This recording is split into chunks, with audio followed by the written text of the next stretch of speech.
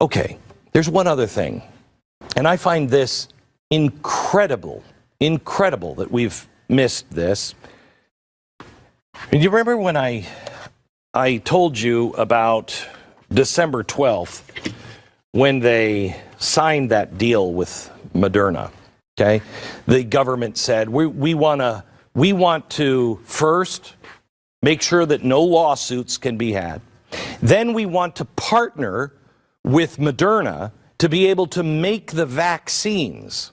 Now, they said that Moderna, they had this opportunity here, November 2015. That's when that contract was proposed. Okay, so that's fine. But then it wasn't until December 12th, 4 years later, that they actually signed the deal.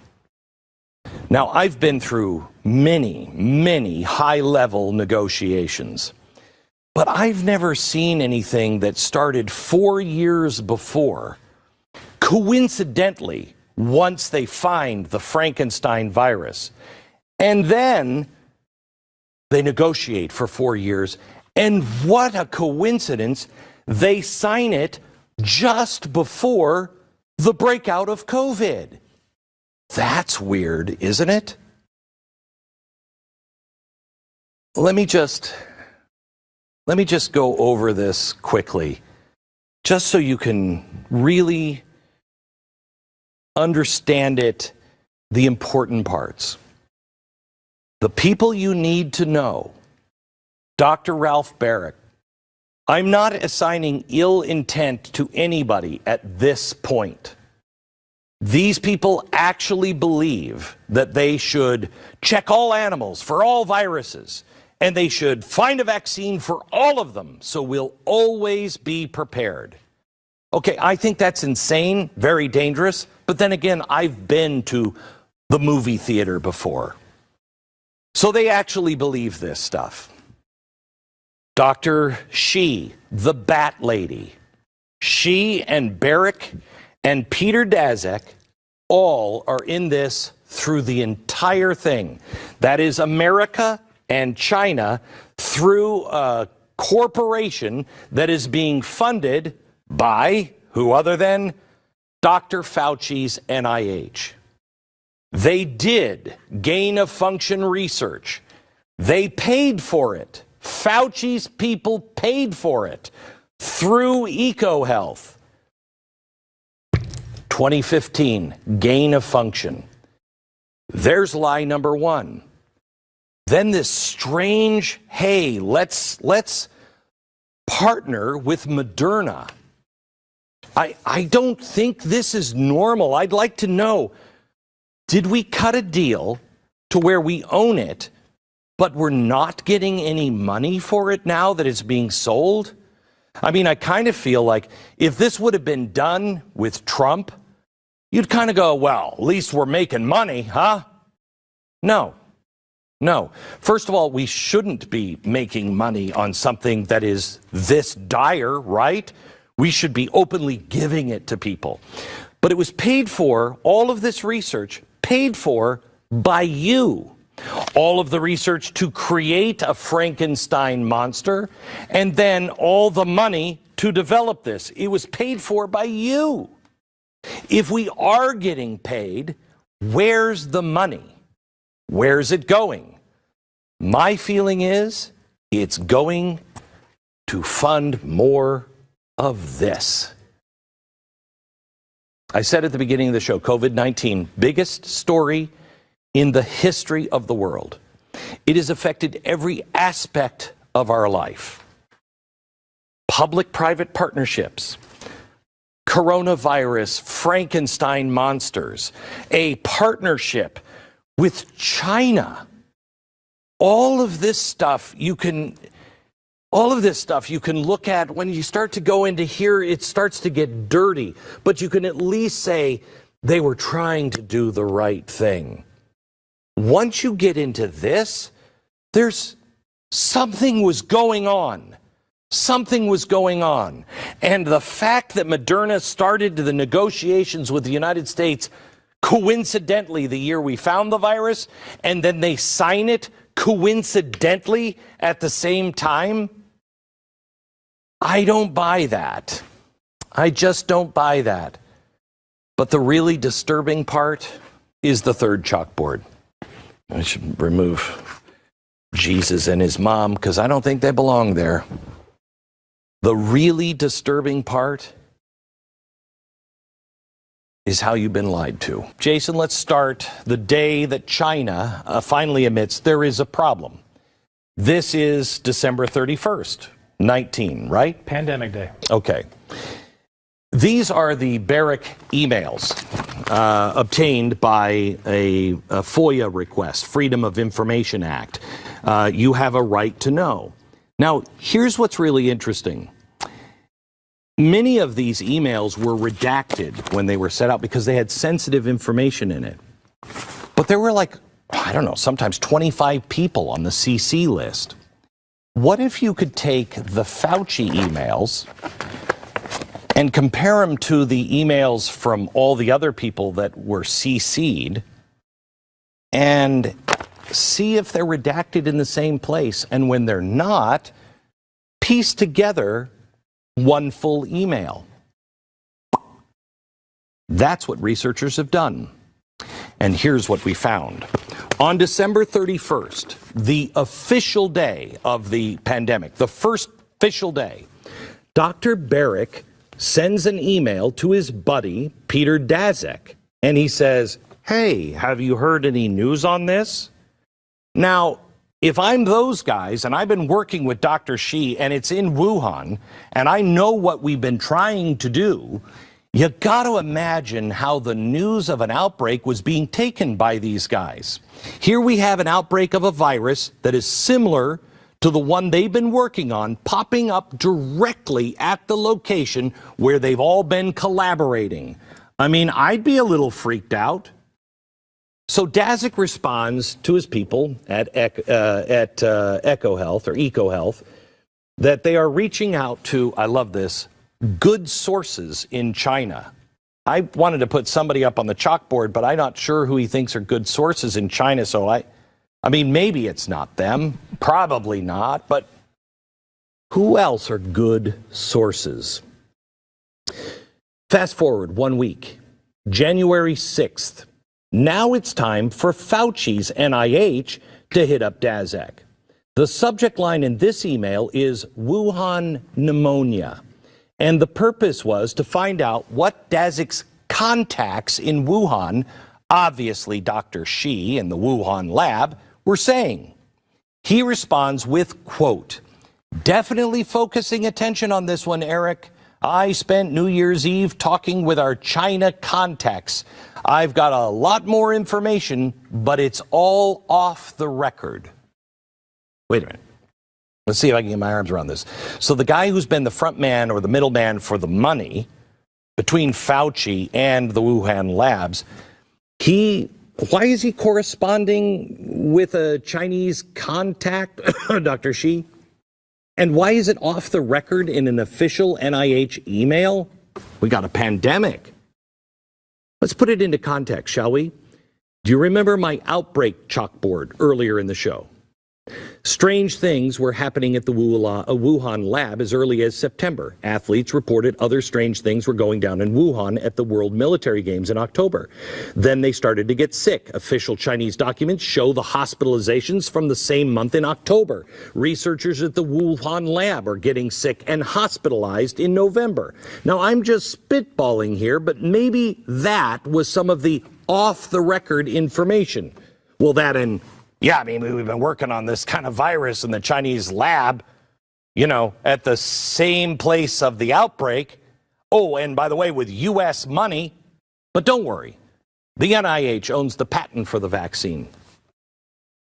Let's fast forward now, January 31st. At this point, we know that Dr. Beck was talking to Daszak. Daszak was talking to his sources in China. And he was looped in with off-the-record information that he was then transmitting to Fauci's NIH. So we have most of our main players in contact. They all know something and are worried. But on January 31st, Fauci sent this email to two colleagues, Jeremy Farrar and Christian Anderson. Now, this is when it gets really interesting. Anderson is a California virologist, and Farrar is the head of the Wellcome Trust with two L's. This is one of the largest private funders of medical research in the world. They have kind of an uncomfortable dark history with eugenics. Yeah. So the combination of Fauci controlling nearly $4 billion in grant funding through the government and Farrar through private funds, it's massive. We already know Fauci was funding the Wuhan lab. We also recently found out that he was funding experiments that killed puppies in a gruesome way. So what else was getting funded through government and private funds? Well, let's go back to the email, shall we? Fauci forwarded this article in an email. It's a medical research funder. That's where he sent it. And also to Anderson, the virologist. Mr. Anderson. The article mentions or references the work that all of our vaccine arms race players, Dr. Shi, Daszak, and Beck, all of them, and investigating the origin was the main topic of this article, and it clearly hit a nerve with Fauci. It set off a chain reaction with all of our players. Here's a quote from the Fauci email. "This just came out today. You may have seen it. If not, it's of interest to the current discussion." I'm curious, what discussion?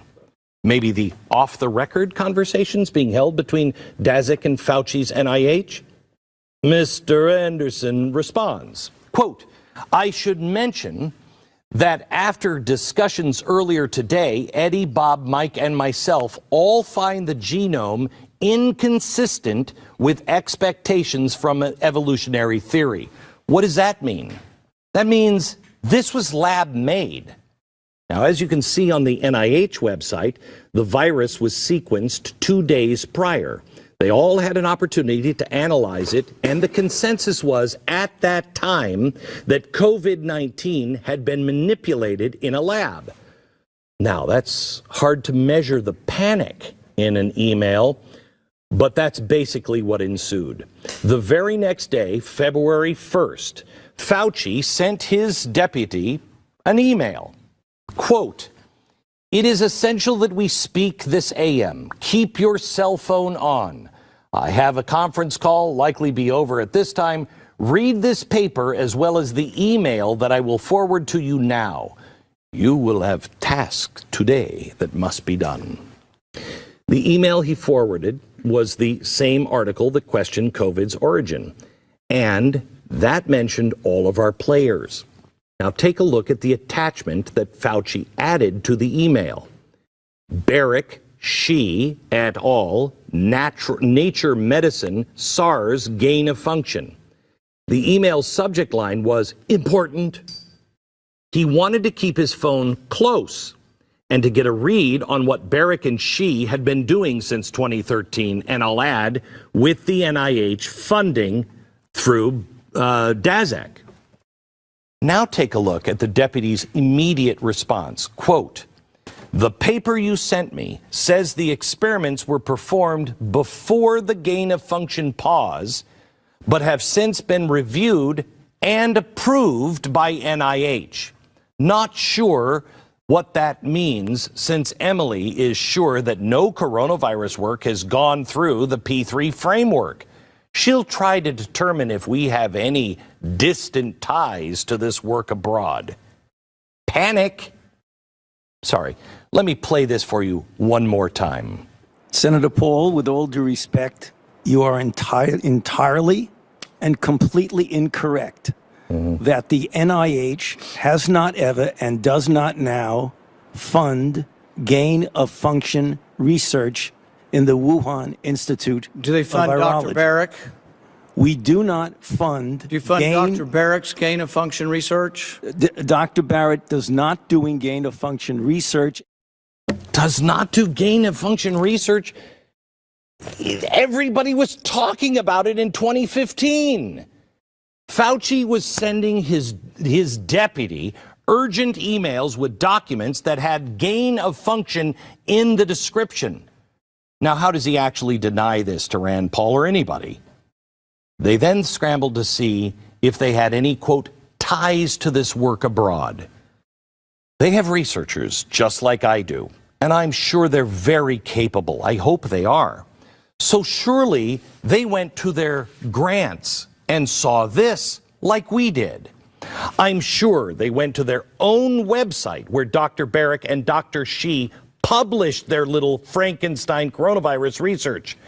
Check out the acknowledgments section. Quote, supported by grants from the National Institute of Allergy and Infectious Disease. USAID EPT predict funding from EcoHealth Alliance. There was a lot more funding. And I could go on, but the evidence is clear. Did they have any ties to this work abroad? Dr. Shi is listed on the project. EcoHealth, working directly with her. U.S. taxpayer funds from the NIH go to EcoHealth. Then they go to Shi.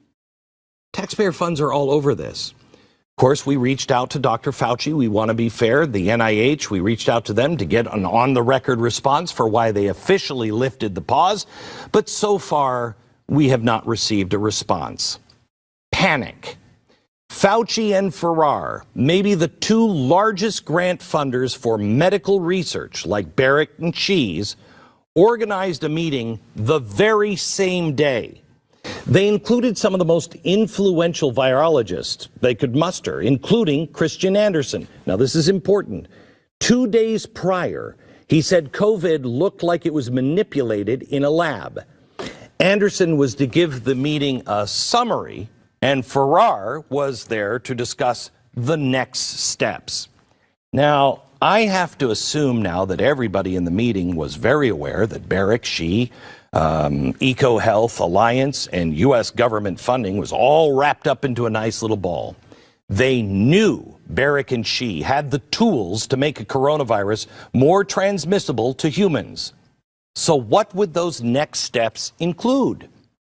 Now, in a normal world, those steps would probably include coming clean about what really happened. And my theory is, if they actually would have said something right then, they'd have lumps to take.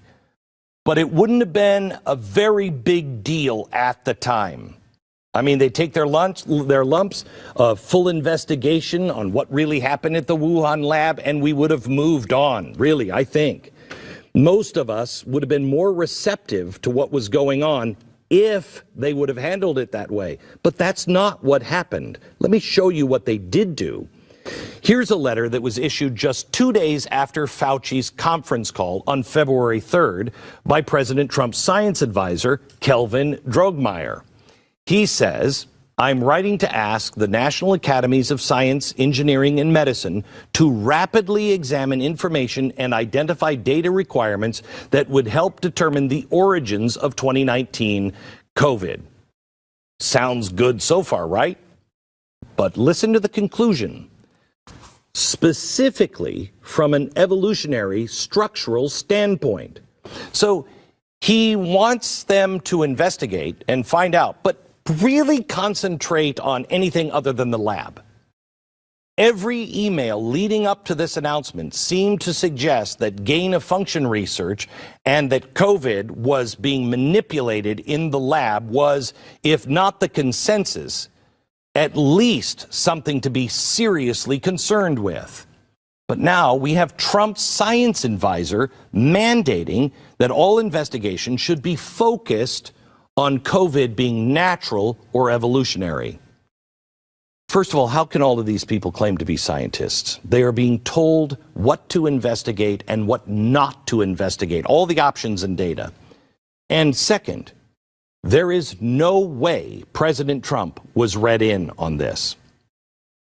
So that leads me to believe that this is collusion between Fauci and the president's science advisor specifically to keep the president in the dark. Now, to be fair, we reached out to Drogmeyer and we asked him to clarify. He actually responded, so that's a point in his favor. He said that the wording specifically as pertaining to the virus being natural in no way limited the investigation to that, specifically. But I still find this highly suspect. In the last paragraph of his original letter, he restates that the investigation is needed to, quote, understand the evolutionary origins of COVID-19 and more effectively respond to both the outbreak and, check out this part, quote, any resulting misinformation. Now, I wonder what misinformation he's talking about, because all of this kicked off after an article mentioned gain-of-function research involving Beck, Xi, and Daszak with Fauci funding. The letter goes on, requesting a meeting of experts to start investigating. Now, we all know how the government goes. That meeting, what, happened 3 months later? No. Actually, all of these experts got together later that afternoon. I mean, it's almost like they had everybody ready and coordinated maybe during, that conference call February 1st, that panic. The meeting was run by the head of the National Academies of Science, Andrew Pope, the president's science advisor, Kelvin Drogmeyer, and guess who else? Anthony Fauci. Now, I hate to keep pointing this out, but just 2 days ago, Fauci was at the center of panic mode, sending out documents and articles that showed a clear money trail from gain-of-function researchers in the U.S. and China directly to Fauci's NIH. Now he's headlining a government emergency meeting just a couple of days later, not merely suggesting, but mandating an investigation to, quote, understand the evolutionary origins of COVID-19. So let's call this for what it is. This is what's called controlling the narrative, a narrative deemed too dangerous for people like Fauci and those at the top of the food chain that were on the verge of being outed. Now just think about what we were facing back in February 2020. All of this was going down. We're facing lockdowns, mandates, no idea how many people would die. The Democrats were making this issue their main campaign battle cry. They had to frame everything as a problem of Trump's making. There couldn't be any blame shifted anywhere else. It could not be China's fault. And sure the heck could not been enabled by a career bureaucrat and reckless scientist. Believe science. Don't question science. It had to be Trump's fault. And 2 of the 3 men directing this propaganda campaign, and make no mistake, as you will see, that's exactly what it is. They were supposed to be part of Trump's administration. Look at all of these facts. Is there any other way to describe it other than Fauci and the president's science advisor colluding behind the president's back, withholding information from him? Fauci has already been brought in front of Congress, and Rand Paul caught him in a bold-faced lie. Fauci will testify again, but it's probably time to bring in the former president's science advisor as well.